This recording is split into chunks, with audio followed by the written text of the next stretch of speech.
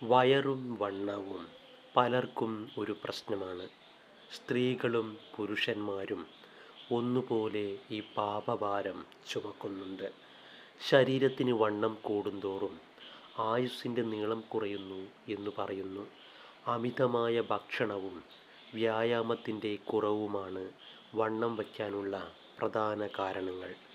3 നേരം സുഖമായും സമൃദ്ധിയായും ഭക്ഷണം കഴിക്കുന്ന ശീലം പണ്ടേയുള്ളതാണ്.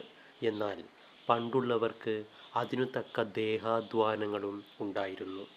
ഇന്നാകട്ടെ ഒരുവിധ വ്യായാമങ്ങളും ഇല്ലെന്ന് മാത്രമല്ല, പല രൂപത്തിലും പരിഷ്കരിച്ച് ഭക്ഷണ സാധനങ്ങളുടെ പ്രകൃതിസിദ്ധമായ പോഷകമൂല്യങ്ങൾ നഷ്ടപ്പെടുത്തിയുമാണ് 3 നേരവും ഭക്ഷിക്കുന്നത്. ഈ സമ്പ്രദായം മാറ്റാതെ ആരുടെയും വണ്ണം കുറയാൻ പോകുന്നില്ല. കഴിച്ചു ശീലിച്ചു വന്ന ആഹാരം തന്നെ കുറച്ചാലും ഫലമില്ല എന്നുള്ളതാണ് സത്യം.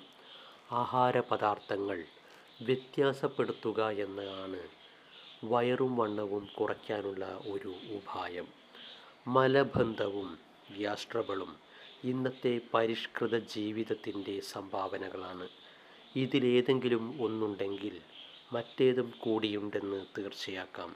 പെട്ടെന്ന് ഫലം കാണുന്ന പല മരുന്നുകളും മാർക്കറ്റിലുണ്ട്. അതുകൊണ്ടുള്ള പ്രയോജനം താൽക്കാലികമാണ്.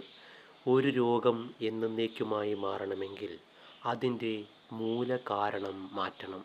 ഇവിടെയും കാരണം ഭക്ഷണത്തിലുള്ള തകരാറുകളും വ്യായാമരാഹിത്യവുമാണ്.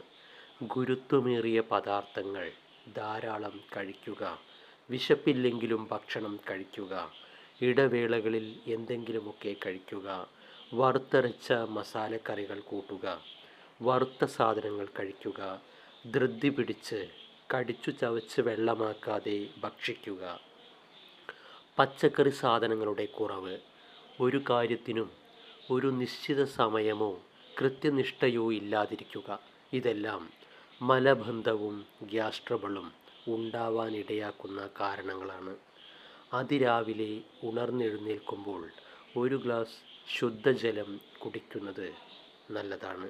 പതിവായി അരമണിക്കൂറെങ്കിലും വ്യായാമം ചെയ്യുകയാണ് പ്രധാന ഔഷധം. ലംഘനം പരമൗഷധം എന്നാണ് പ്രമാണം. ലംഘനം എന്ന് പറഞ്ഞാൽ ഉപവാസം എന്നാണ് അർത്ഥം. ഉപവാസമാണ് ഏതു രോഗത്തിനും ഏറ്റവും വലിയ ഔഷധമെന്നാണ് ആയുർവേദ ആചാര്യന്മാർ പറയുന്നത്. ഉപവാസം അക്ഷരം പ്രതി അനുഷ്ഠിക്കണമെന്ന് പറയാതെ പഥ്യം നിർബന്ധമാക്കുകയാണ് അവർ ചെയ്തിട്ടുള്ളത്. ഓം ശ്രീ ഗുരുഭ്യോ നമഃ. ഹരി ഓം.